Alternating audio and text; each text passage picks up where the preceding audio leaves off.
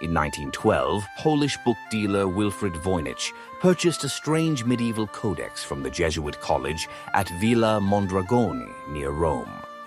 What he discovered within its vellum pages would become one of history's most enduring enigmas, a manuscript written entirely in an unknown script, illustrated with bizarre botanical drawings, astronomical diagrams, and small human figures in various states of activity.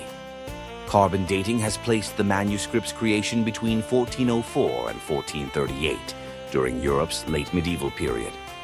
The 240-page volume appears to be divided into sections: herbology, astronomy, biology, cosmology, and pharmaceutical recipes.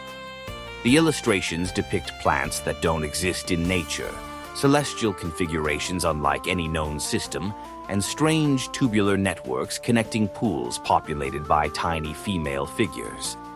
But it's the text itself that has confounded scholars for over a century.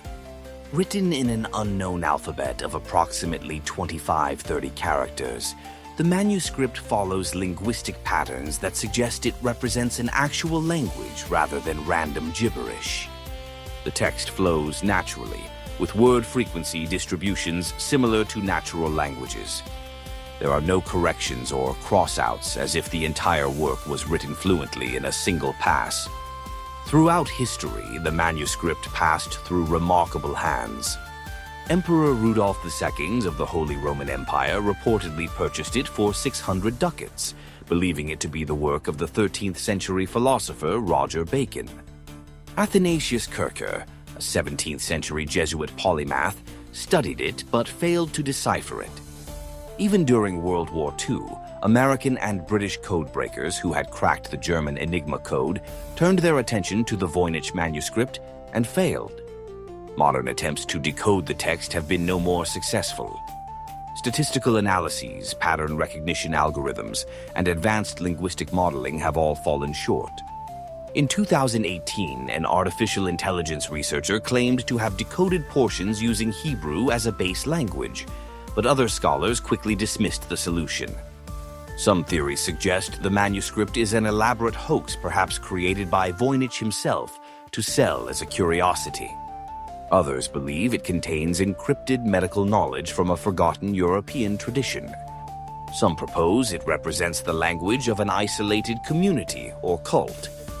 The most exotic theories suggest extraterrestrial origin or communications from altered states of consciousness. What makes the Voynich manuscript particularly compelling is the care and consistency with which it was created.